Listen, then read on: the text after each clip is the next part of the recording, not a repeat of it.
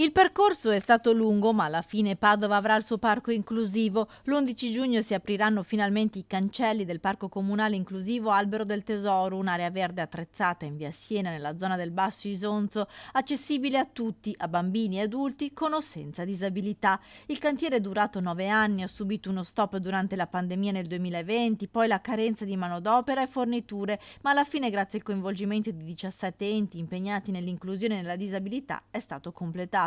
Siamo finalmente arrivati a questo importante risultato e quindi le bambine e i bambini con le proprie famiglie potranno finalmente giocare in questo luogo speciale dove ogni struttura ludica è stata pensata, progettata nei minimi dettagli secondo principi di massima accessibilità e inclusività.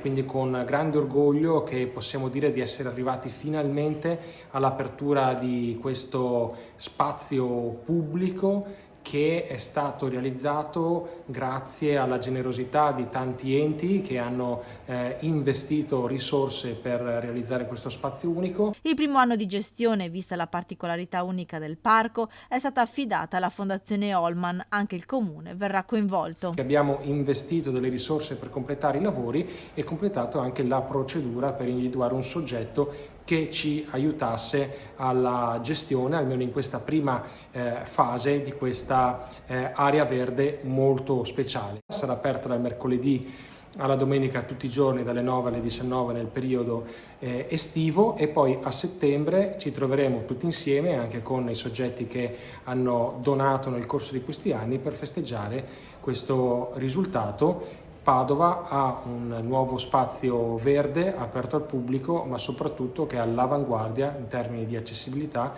di capacità di inclusione.